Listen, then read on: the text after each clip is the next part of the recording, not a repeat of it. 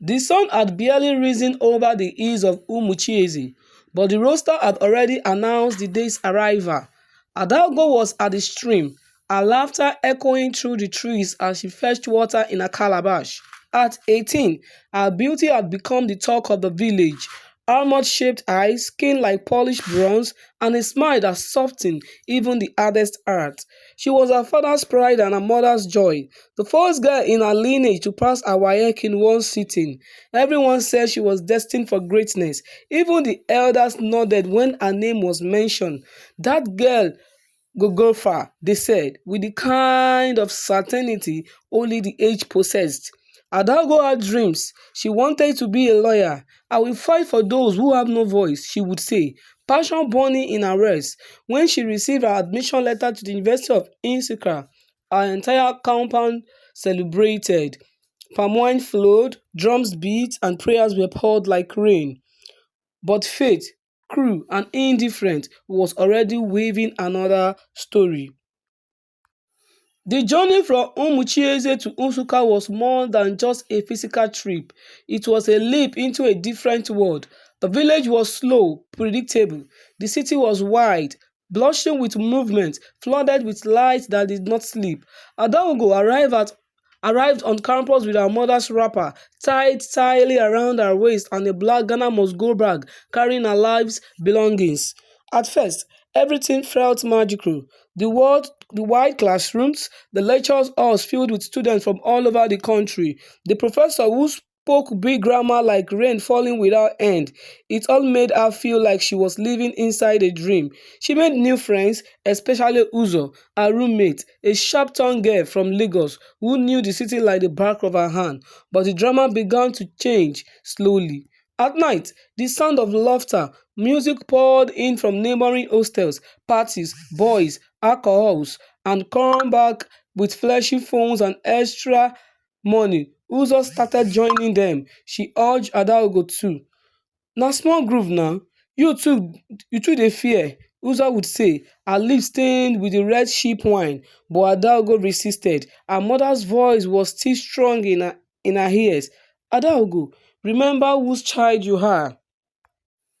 By her second semester, the weight of the city began to press in. Her stipend from home barely lasted 2 weeks. She skipped meals, she borrowed books. One lecturer demanded money for a textbook, and when she couldn't pay, he humiliated her in class. The shame stung like pepper. Uzo had changed. She now come home with bags of clothes and never lacked data or food. One night, Uzo sat her down. You no go survive here with all this village pride. Man dey wey go just give you 50K for one night. Adaogo's heart tighten. I'm not a prostitute. No be prostitute. You just dey collect appreciation. You think say people dey survive on righteousness for dis country? Adaogo left the room in silence. She walked around the campus until the moon was high. Her stomach growled, her feet ached, but she clung to the last shred of her innocence. Still, she felt it fraying. Then came the party, the one that would break everything. It was Uzo again. Just come with me. You don't even have to drink or dance. Just show face. It's at Chancellor's Lodge. Big men day. Free food. Free vibes. Adaogo hesitated. Her wallet was empty. Her last meal had been garri and salt water. Her phone screen had cracked weeks ago, and she couldn't even afford transport back home. If things got worse, that night, hunger and pride rescued and hunger won. She wore Uzo's tight yellow dress, one that clung to her body like a second skin. Her face was powdered lightly and her lips shimmered with lip locks. When she looked at herself in the mirror, she hardly recognized the girl staring back. The compound was lit like a film set. Music throbbed from giant speakers. Cars that cost more than her father's house lined the gate. Inside, boys and girls moved like they were floating on the beach, drinking, laughing, dancing. The air smell of perfume and lust. She stayed close to Uzo until a man walked up to her, tall, fair-skinned, gold chain swinging on his chest. You are different, he said, flashing white teeth. I'm Casey. You? Adaogo. He brought out a drink. She sipped it slowly, trying to seem calm. Another drink followed, then another. Her head felt light, her steps unsteady, the words tilted slightly. Casey whispered something about showing her the VIP section. She followed, her thoughts blurry. Upstairs, the hallway was darker, quieter. He opened a room door. She stepped in. And then the door slammed locked. Three other men were inside. Adalgo's eyes dropped. Her voice was too slow to scream, her arms too weak to fight. Casey grinned, stepping behind her. The word blood. Her body went stiff. Her soul tried to run, and the room went dark. When Adaugo opened her eyes, the room was empty. Her thighs ached, blood crusted on her inner leg, her dress was torn, her voice cracked as she tried to scream, but only silence came out. She staggered out into the night like a ghost. No one noticed her, no one cared. She walked back to her hostel barefoot, her mind trapped in a fog she could not escape. Uzo was already asleep when she got in. Adaugo did not say a word. She lay on her mattress, curled up like a wounded animal, and cried without sound until her body gave up. The next morning, she bathed for over an hour, scrubbing and scrubbing, as though she could wash the shame away, but it clung to her, seeping into her skin like oil. She did not report. Who would believe her? What proof did she have? She was just another girl at a party, and they were boys with power and money. She kept quiet, but something inside her cracked that night, and it never healed. The days turned into weeks, but Adalgo's words stood still. She stopped attending lectures. Her notebook gathered dust. Her phone remained off, not because the battery was dead, but because she couldn't bear to hear another voice. The city noise that once excited her now felt like an endless scream pressing on her skull. Uzo noticed the change. "Babe, wetin dey do you? You no dey you no dey even chop again, you sick?" Adaogo stared blankly. She wanted to speak. She wanted to scream, to tell her, "They raped me. Four of them," but the words stayed stuck behind her teeth like bitter stones. Uzo waved her off eventually. "If you wan dey form mad woman, no problem. Just no carry your wahala come dey disturb my own peace." So Adaogo went quieter. She began avoiding people. She did sit alone in the back of the hostel compound at night, staring at nothing. Her dreams were haunted like by her faces, her laughter, the way the door clinked shut. Sometimes she would wake up mid-scream, drenched in sweat, trembling as if her spirit had caught fire. She stopped praying. God, it seems, had abandoned her that night. One morning, Adalgo felt a burning pain in her chest and a cold that refused to leave. Her joint ached, her mouth had sores. She went to the campus clinic, hoping it was malaria or stress. The nurse frowned. "After taking her blood sample, you will need to come back next week for your result." The days dragged. When she finally returned, she sat in front of a young doctor with tired eyes. He stared at her file for too long, then removed his glasses. "Adago, we found HIV in your blood. The air left her lungs. No, it's not possible.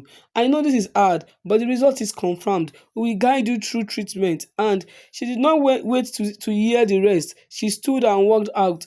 Her legs wobbled. The world around her was suddenly louder, crawler, and spinal. She vomited beside a mango tree and collapsed against it, crying like a girl who had just seen her own funeral. For 3 days, Adaogo locked herself in her room. She refused food, water, or light. Her body trembled with fever, but the real sickness was in her heart. She replayed the party, the drinks, the locked doors, their faces. "They gave it to me," she whispered into the darkness, "and they are still out there, laughing, living." That night, something twisted inside her, a new kind of silence, not the quiet of grief, but the stillness of cold rage. "They took my life. I will not suffer alone." Certainly, Adago did not cry again after that night. It was as though every tear she had left was buried with her innocence. She began to move differently, slower, more deliberate. Her eyes no longer held the spark of life. She walked like a ghost among the living. She packed her books into a bag and took them to the back of the hostel, where the garbage was dumped. One by one, she tossed them in. Her dreams of becoming a lawyer had died, and this was the funeral. She sat quietly in the smoke from a nearby burning. Refuse pute crawled into the sky like a final prayer for everything she had lost.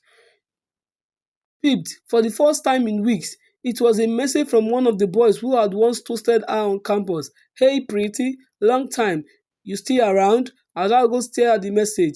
Her hands trembled, not with fear, but with something darker. She replied, "Yes, let's meet." They were still there, the same boys who drugged her, laughed at her body, and left her broken. They posted pictures on Instagram with bottles of Moet and captions like "Living life no regret." She saw them at restaurants, at campus events, flexing life like kings of the jungle. None of them looked over their shoulder, none of them cried shame, and that made her blood boil. She asked around, not openly, but smartly. She found out who was sleeping with who had a reputation, who liked clean girls from good homes, and at least began with five names. They weren't rapists like Casey and his They were not rapists like Casey and his crew, but they were predators in their own way. Men who used women, lied to them, passed them around like trophies. Men who walked with swagger and believed the world was theirs. Men who would never imagine a quiet girl like Adaugo could become their nightmare. She did not want money. She did not want revenge for one night. She wanted them to feel the slow route she is now carried in her blood. The first time she did it, her hands shook. His name was Nnamdi, a business admin student known for dating multiple girls at once, recording them in secret and leaking notes when they dared to leave him. His nickname was Playboy of Eastgate. Adalgo knew what she was doing. She met him at a cafe near the arts faculty, smiled, played shy, let him think he was the hunter. He brought her suya and malt, took her to his off-campus ap- off-campus apartment. She allowed him to touch her like she did not feel disgusted. When it was over, he lay beside her, clueless, snoring softly. She sat up, wrapped the sheet around her, and stared at him. "This is how it begins," she whispered. There was no joy, no relief, only silence. As she left the room, Nnamdi called after her lazily, "Call me tomorrow, baby." She did not answer. Outside, the wind touched her skin. And for the first time in months, she felt something, not peace, but power, not healing, but control. A week later, she had a rumor. Nnamdi was hospitalized with a fever that wouldn't go down. She did not smile. She just crossed his names off her list. Word began to spread slowly: boys falling sick, disappearing from campus, rumors of something moving in the shadows, but no one suspected. Adaugo, however, how could they? She still walked alone, still wore long skirts and flat shoes, still kept her head down, but inside, something was growing, not joy, not satisfaction. Bitterness. She started keeping a notebook, not one for school, a black leather bound diary she titled "The Book of Men." She filled it with names. Not all were wicked, some were just careless, promiscuous, arrogant, predators pretending to be lovers.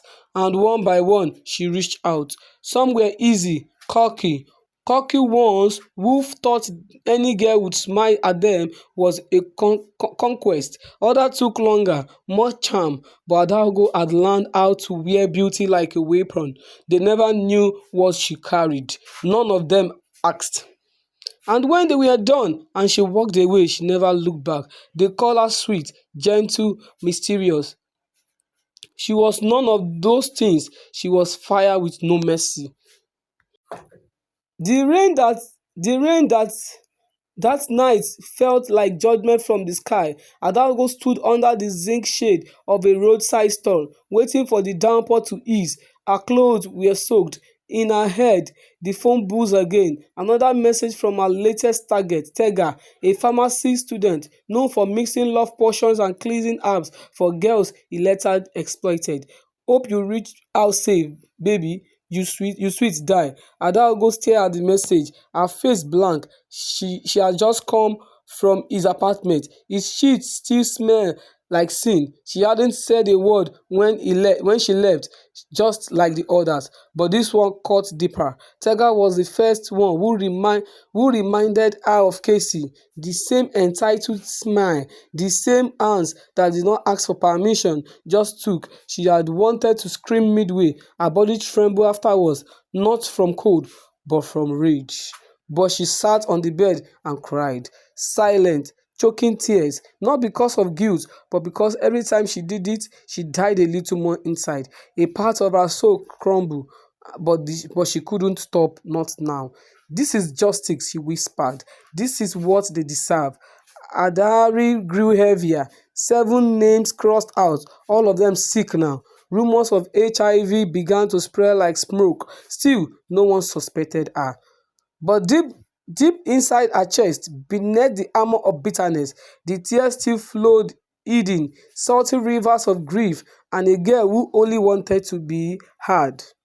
Adaugo could no longer walk freely around campus. Whispers followed her, not about her secret mission, but about her silence. "Dat girl too dey ghosty," they said. "E be like say she dey mad small." Others swore she was into something dark. She did not care. She stopped attending lectures completely. Packed up her things, she left Nsukka into the middle of the semester, boarding a night bus to Port Harcourt. A new city, a new hunting ground. She found a cheap one-room apartment near the university axis and registered as a fashion apprentice, pretending to be just another girl chasing hustle. But every night, she scrolled through Instagram, searching for her next project. She joined dating apps, posted pictures that blended modesty and mysteries, and the men came flooding in. Wealthy ones, married ones, sugar daddies, campus fleet, even church leaders. She wore a new name in the city, Isioma, but Adaugo still lived beneath the marks, scared, bleeding, and now dangerous. The city of shadows welcomed her, and she moved through it like a storm waiting to fall. Isioma, that was what they call her in Port Harcourt, a soft name, sweet on the tongue, a name that sounded like honey, but behind it was venom. She dressed differently now. She wore makeup, modesty, but precise. Her skirt hugged her hips, just enough to tease just enough to tease. Her voice was calm, inviting. No one saw the world behind her eyes. Her first target in the new city was a married man named Chief Osahan. He ran a logistic company and was known for sleeping with university girls. He flaunted words like perfume, gold, watch, big cars, crepes, agbada. They met through an app. He wanted fun. Isioma gave it to him. She smiled. She laughed at his old jokes, but she acted shy when he kissed her neck in his guest house. When he undressed, she stared at his aging body like it was a punishment from the gods. Afterward, as he counted money into her bag, he said, "You girls of nowadays don't know your value, but you are different, pure." She nodded and said, "Thank you, sir." That night she cried in her bathroom again, not because she felt shame, but because it had become too easy. Each act stole something from her. Each night dimmed the little light still buried deeply within. She no longer knew if she was punishing them or if she was slowly destroying herself.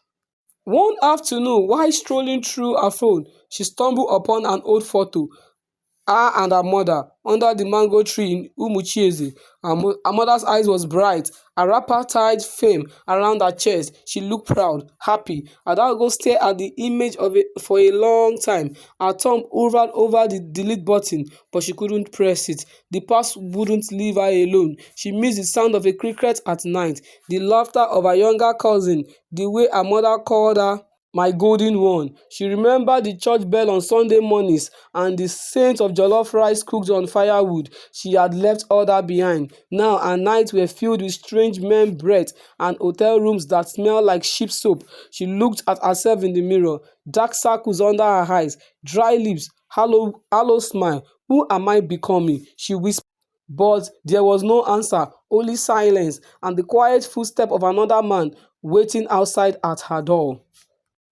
It was on a Thursday afternoon when he walked into her life, uninvited, unfamiliar, and unforgettable. Isema was at the back of the tailor's shop, stitching lazily. When the bell chimed, she glanced up briefly. A tall man stood at the entrance, dressed in a simple white kaftan. Clean, no chains, no perfume, just calm eyes and quiet presence.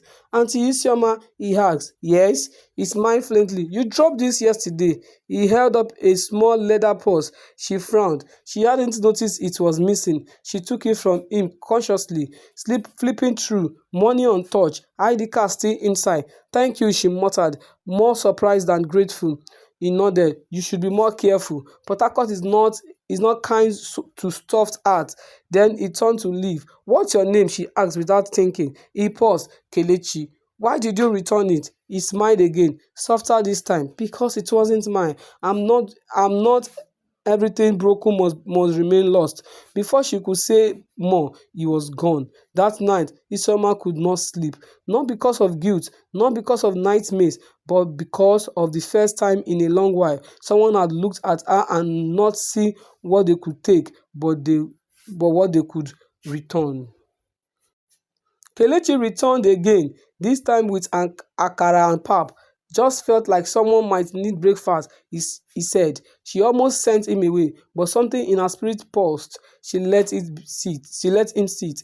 He did not flirt. He did not ask questions. He just talked about his work as a volunteer counselor, about his little sister who died of AIDS 10 years ago, about his mother's prayer and his love for books.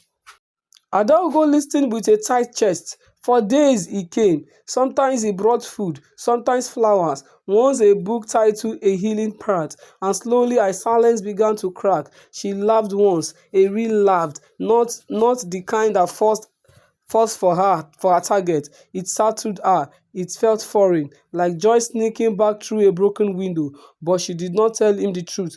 Not yet. How could she? If he knew the monsters she had faced and the monster she had become, he would flee like the rest. So she kept her marks on, still haunting, still crossing names. But Kelechi, he was a quiet whisper in a storm. And it scares her because sometimes whispers are enough to break down walls. The rainy season was coming, and with it a heavy feeling in the air. Port Harcourt skies had turned an ominous grey, as though the heavens themselves were mourning the sins of the earth. It rained for days, non-stop, the streets flooded, the gutters clutched with the refuse of a city that had grown too large too fast. Isoma did not mind the rain. It was the only thing that washed away the memories, if only for a short while. As the water poured from the sky, she sat by her window, watching it flow the street below. Kelechi had been calling more often, checking in, asking if she was okay. He bought more food and more books, and he even invited her to church one Sunday. But she kept her distance. It was easier that way. She couldn't let anyone get too close, not even him. But that day, as the rain drummed against her window, a memory bubbled to the surface. It wasn't a man. It wasn't an assault. It wasn't a self-inflicted punishment. It was her mother's voice. "Adaugo, no matter how dark it gets, you must never forget who you are. You are my child. You are the daughter of the Most High God. Don't let the world steal your soul." Tears welled up in her eyes. For the first time, she allowed herself to remember, truly remember, who she was before the world had taken everything, before the pain had broken her, before she had started haunting others to fill the void in her heart. Her phone rang. It was Kelechi.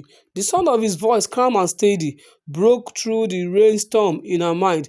"Isioma, I'm worried about you. You haven't been yourself. I don't want to push you, but please talk to me." but she bit her lips, staring at the phone. How could she tell him? How could she admit that the person he was falling for was already dead inside? That the woman he thought he knew was nothing more than a shell, filled with pain and darkness. But something shifted within her. For the first time in years, she did not want to run anymore.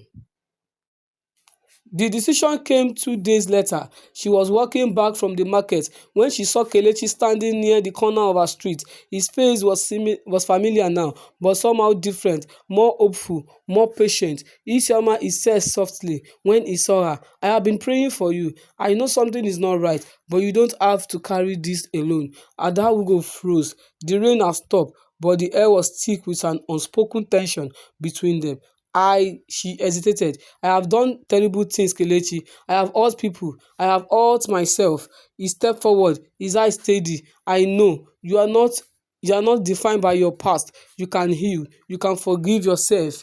Her heart beat faster, a mixture of fear and hope. How can I forgive myself when I have done so much harm?" He smiled gently. "By realizing that you are not beyond redemption. None of us are." For a moment, time stood still.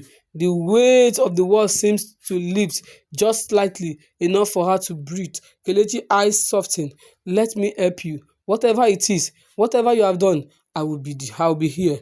Adaogo wanted to run, to push him away. She wanted to say that she was too broken to be saved. But then something inside her, something long buried, whispered, "Maybe it's time to stop running."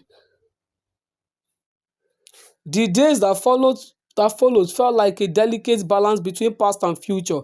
Adago had always been afraid to face the truth, to look at the runs of what she had become. But Kelechi did not force her to talk. He did not judge her. He simply showed up. He listened when she spoke, and when she couldn't speak, he was just there. No question, no pity.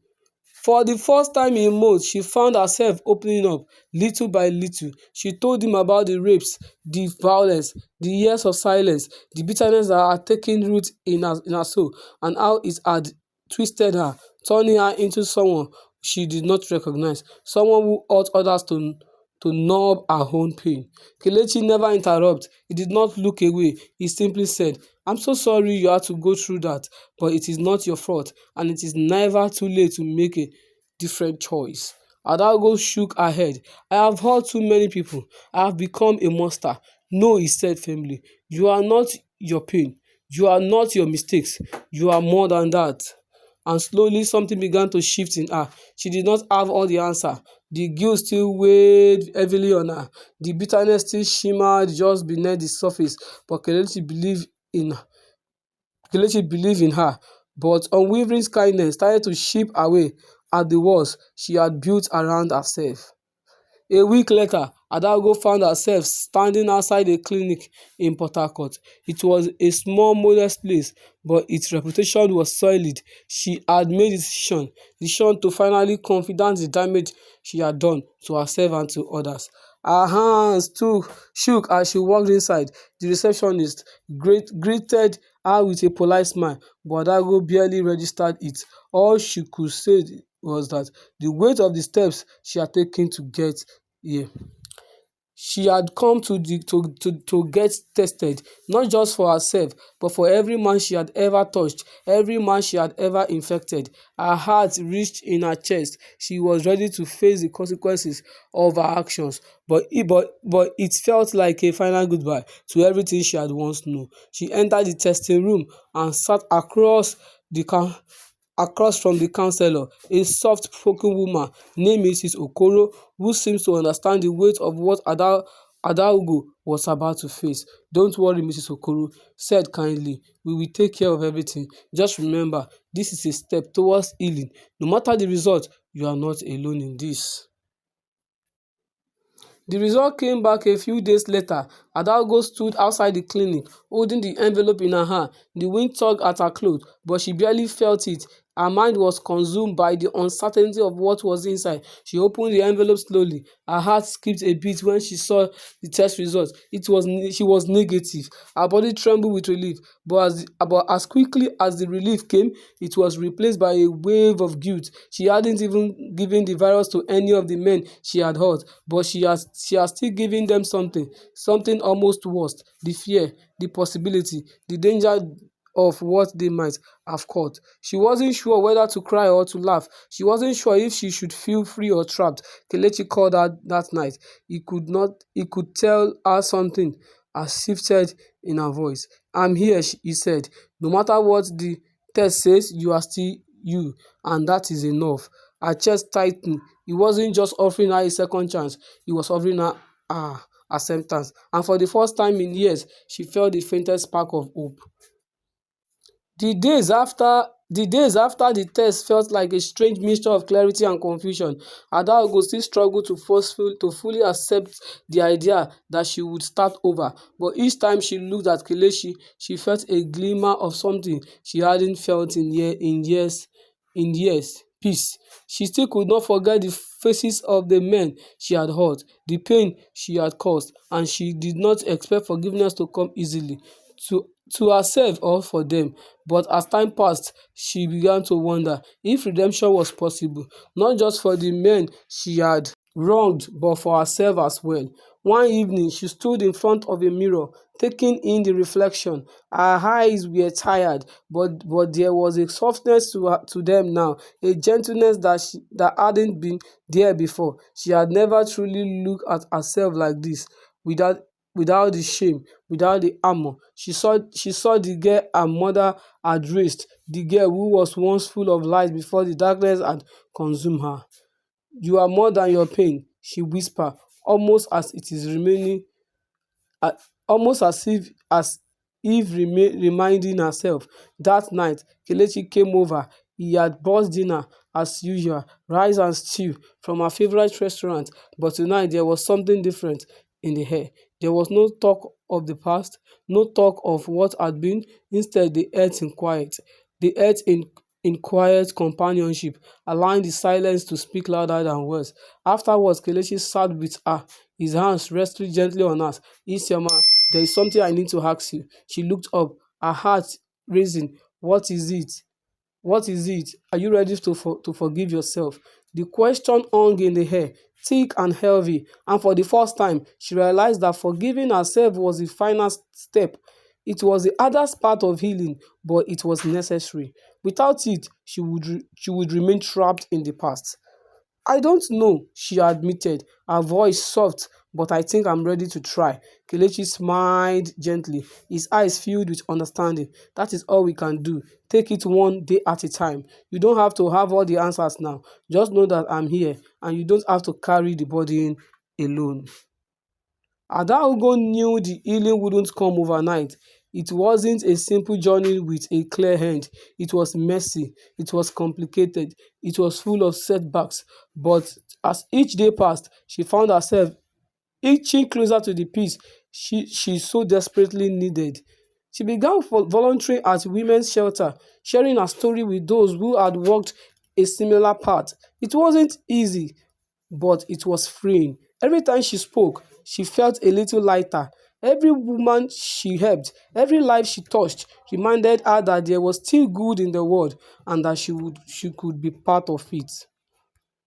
Slowly, she started to rebuild the connection she had lost. Her relationship with Kelechi deepened, not through the grand gestures or promises, but through patience and trust. He never pushed her to be someone she wasn't. He simply loved her as she was, broken but trying to heal.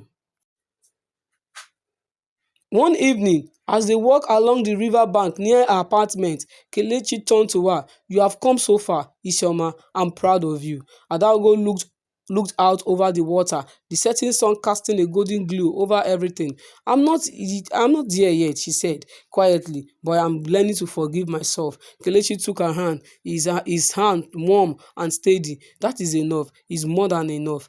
In that moment, Adaogo realized that forgiveness wasn't about forgetting the past. It wasn't about erasing the mistakes or pretending they hadn't happened. It was about accepting that the past did not define her. It was about taking responsibility for her actions and choosing to do better, to be better, and each day. She was still healing, she always would be, but for the first time in years, she felt a sense of peace, a peace that come not from escaping the pain, but from embracing it and moving forward.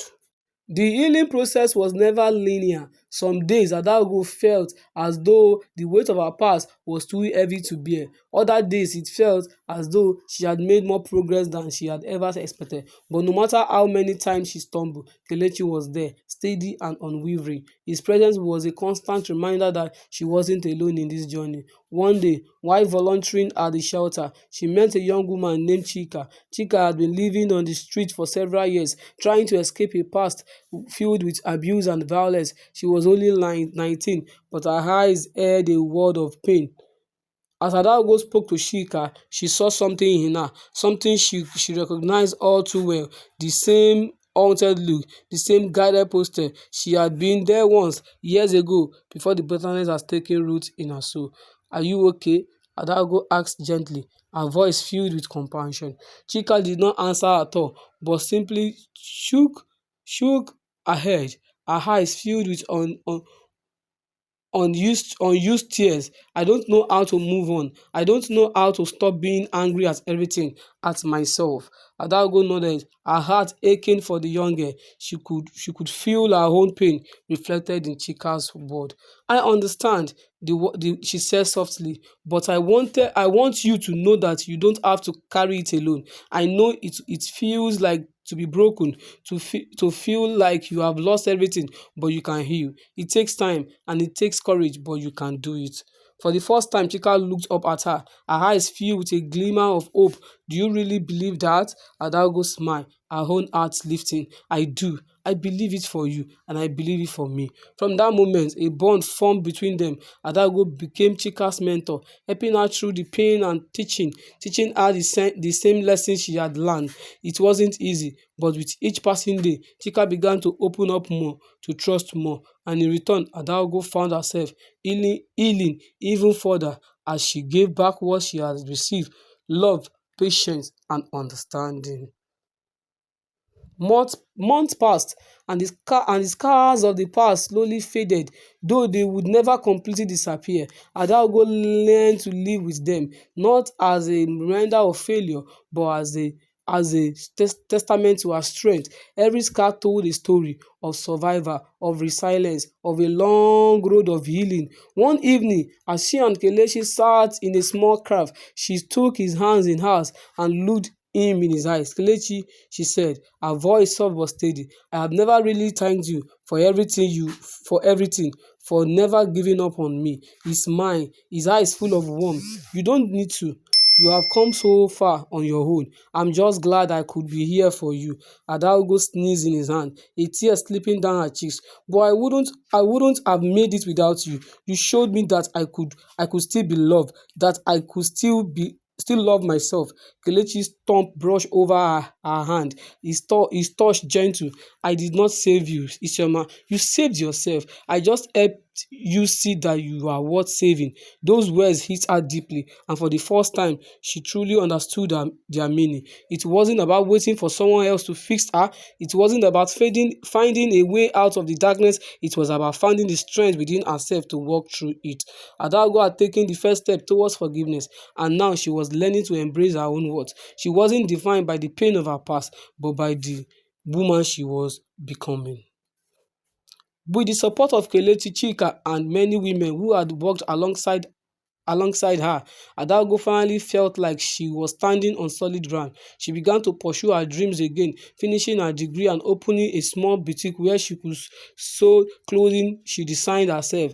But her true calling had always been helping others. She started a program for young women who had been victims of violence and abuse, offering them a safe place to heal, to rebuild their lives. Her story became a beacon of hope for those who felt lost, for those who believed they could never escape the darkness. And in the quiet moments of her life, when she looked at the progress she had made, Adago realized that the healing had not just been about forgiving oneself or helping others. It had been about learning to love again, to love yourself, to love others, and to embrace life fully despite all the pain. As she stood at the front of the shelter, speaking to a group of young women, she smiled to herself. She had walked through the storm, and now the sun was shining again. The season turned, the rains returned and washed the city clean again. Adalgo stood at the doorway of her boutique one warm morning. She scent of wet earth rising in the air, mingled with the fragrance of newly sewn fabrics hanging on display. Business was modest but steady. Her customers came not just for her clothes, but for her smile, her quiet wisdom, and the peace they felt in her presence. She had become a symbol of something real: resilience, rebirth, and grace. Kelechi often joined her at the shop, helping with deliveries and sharing meals during breaks. He had asked her once gently if she ever thought of leaving Port Harcourt behind. She had smiled then. "This city broke me," she said, "but it is also where I found myself again. I'm not running anymore." Chika, now 20, was thriving. She worked part-time at the boutique and took night classes at the Polytechnic. She had found a sister in Adaugo and a mother figure too. One afternoon, after the shop had closed, Chika sat across from Adaugo's with hesitant eyes. "Auntie Soma," she began, "I want to tell my story too, like you do. I want other girls to know that even when you have lost everything, you can still live again." Adago eyes glistening as she reached across the table and took her hand. "That is the most powerful thing you can do," she whispered, "turning your scars into lanterns for others." That evening, Adago returned home and sat at her writing desk. The journal in front of her held pages of pain, pages she had once written in bitterness and tears, but now she flipped to a fresh page. With steady hands, she began to write her story again, not as a victim, not even as a survivor, but as a woman reborn. With steady hands, she began to rewrite her story, not as a victim, not even as a survivor, but as a woman reborn. Years passed, the whisper of who Adago used to be faded into memory, replaced by stories of a woman who helped hundreds rise from the arches of pain. Her boutique expanded into a foundation, the Adago Center for Healing and Empowerment, and its name echoed across states. At her foundation's fifth anniversary, she stood before a crowd of women, men, and youth, sharing her journey, not the shameful version she had once carried, but the one filled with truth, hope, and light. She ended her speech with the same words her mother had once said: "No matter how dark it gets, never forget who you are. You are not your pain, you are not your past, you are the child of a God who sees, who knows, and who restores." The crowd rose in applause, not just for her words, but for the life behind them. That night, as she sat with Kelechi, now her husband, on the porch of their home, she looked up at the stars. "I used to think my name was cursed," she said softly, "but now I see it clearly. Adaugo, the daughter of an eagle. I was always meant to soar. I just forgot for a while." Kelechi leaned in, kissed her forehead, and whispered, "And now you fly." And with that, Adaugo closed her eyes, breathing in the night, knowing that though her journey had been filled with tragedy, it had not ended in ruin but in redemption.